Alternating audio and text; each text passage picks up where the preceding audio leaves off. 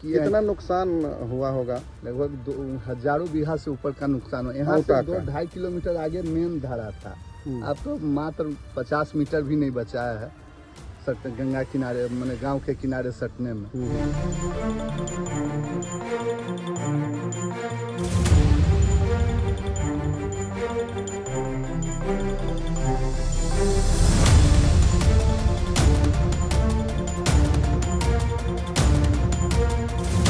क्या चाहते हैं सरकार से हम यही चाहते हैं कि इस पर प्रतिबंध किया जाए, रोका जाए, नहीं तो हम लोग पलायन कर जाएंगे। यहाँ पर हम नहीं रह।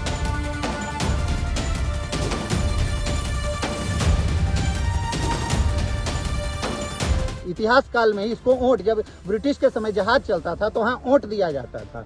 ऊंट मतलब कि उसको रोकने के लिए, इसीलिए इस गांव का नाम औंटा पड़ा। अब औंटा से ऊंट खत्म हो गया, मतलब इसका बहाव और विनाश तय है।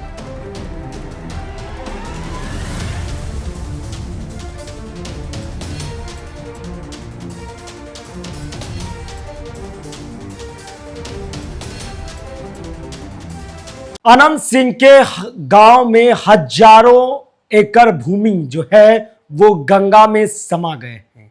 अब उनके लिए क्या तैयारी है प्रशासनिक स्तर पर, यह आप देखिए कि किस कदर जो है वो 10 बोरी से काम चलाया जा रहा है। जिस तरह से राहत कार्य चलाए जा रहे हैं उसमें एनडीआरएफ, एसडीआरएफ की टीम पहुंचती है, कई जो है जल संसाधन विभाग के इंजीनियर होते हैं, लेकिन यहां सब गायब है और लोगों का कहना है कि अब गांव छोड़कर भागना पड़ेगा। आपको बता दें कि यह पूरा मामला जो है मोकामा पूर्वी का है, जहां आधा दर्जन पंचायत के कई हजार बीघे की कृषि योग्य भूमि जो है वो गंगा में समा गई है। और मोकामा पूर्वी के साथ साथ मोकामा पश्चिमी में भी गंगा का रौद्र रूप देखने को मिल रहा है। और इस तस्वीर को आप देखिए और वहां जो लोग क्या कुछ कह रहे हैं, वो कह रहे हैं कि अब लग रहा है ये गांव छोड़कर भागना पड़ेगा और कोई व्यवस्था नहीं है जल संसाधन विभाग की ओर से। पहले आप वो बयान सुनिए।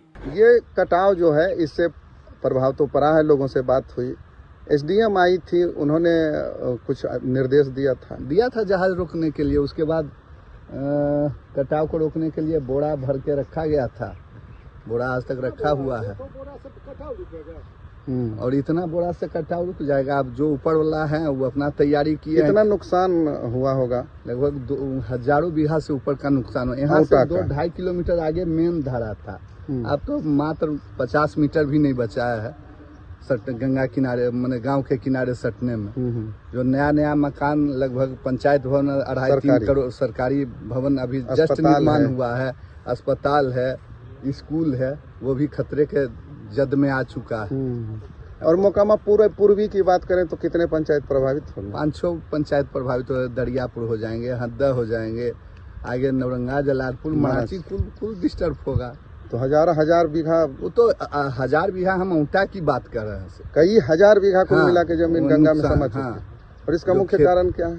वो जो पुल आया था ना, वो अपना जहाज से मैंने अपने हिसाब से वो धारा को मोड़ता उड़ता था, लेकिन पता नहीं कि आज इसी स्थिति में ला दिया कि औंटे खतरा में ला दिया। पुल तो बन गया लेकिन औंटा खतरा में आ गया।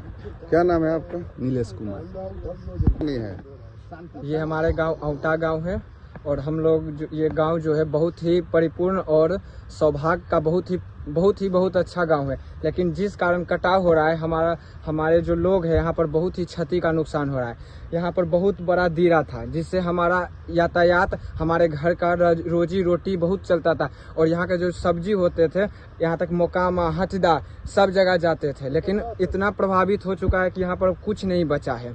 हम लोग सब्जी के लिए, मतलब जो सब्जी 20 रुपए मिलता था वो आज मार्केट में 60 रुपए परवल, 40-50 रुपए परवल सब चीज मिल रहा है। तो हम लोग कैसे अपना जीवन को यापन करेंगे? सरकार से हम यही चाहते हैं कि इस पर प्रतिबंध किया जाए, रोका जाए, नहीं तो हम लोग पलायन कर जाएंगे। यहाँ पर हम नहीं रहे। और ये जो बोरा भी है, ये बोरा सामुदायिक भवन, हॉस्पिटल के लिए बनाया गया, हमारे गांव के लिए तो सुरक्षित नहीं है। और ये बोरा कितना दिन तक रहेगा? जिस तरह कटाव हो रहा है, रौद्र रूप है गंगा माँ का, उस तरह से भी बह जाएगा। क्या नाम है आपका? मेरा कनिष्क कुमार। के लिए हम थोड़ा सा बैक हिस्ट्री से थोड़ा सा बैक आएंगे सर। यहाँ के जो माननीय मुख्यमंत्री थे, मेरे पूर्व मुख्यमंत्री नीतीश कुमार जी, जो मेरे इलाके और बिहार के लिए सच में कुछ डेवलप का काम किया, इसमें कोई दो राय नहीं। लेकिन मेरे इलाके के दो काम, मेरे नज़र से जो मेरा भी मेरे इलाके का दो काम, एक सीआरपीएफ कैंप को उठा के ले जाना और एक गंगा का पानी को नालंदा डिस्ट्रिक्ट में लेके जाना। तो ठीक है, नालंदा सुखाड़ डिस्ट्रिक्ट है, उसको ये लेके गए, अच्छी बात है। लेकिन नीतीश कुमार आज तो आप चले गए और उसके बाद अब मेरा पानी लिए, उसके बाद यहाँ का क्या सिचुएशन है थोड़ा इस पे भी।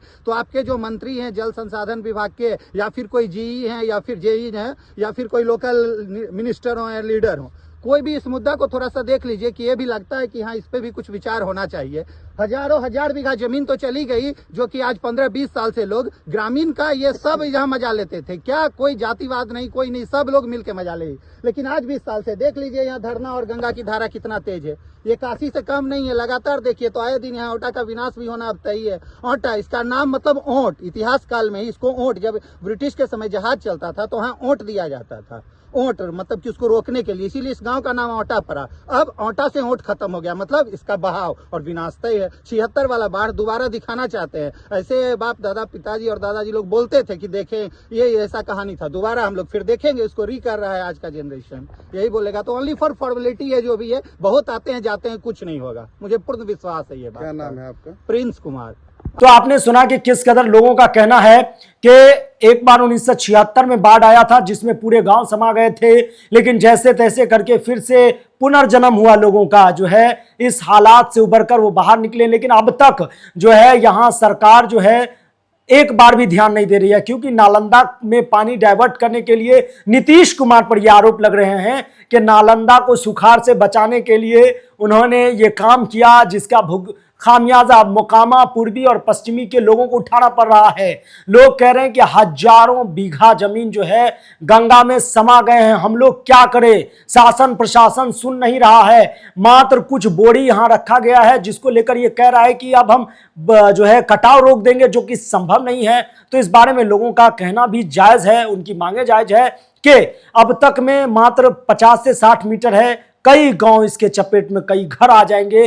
प्रशासन की कोई तैयारी जो है धरातल पर नजर नहीं आ रही है। बने रहिए खबर पॉइंट के साथ। यूट्यूब पर देख रहे हैं, चैनल को सब्सक्राइब कर ले, फेसबुक पेज को लाइक करें। धन्यवाद।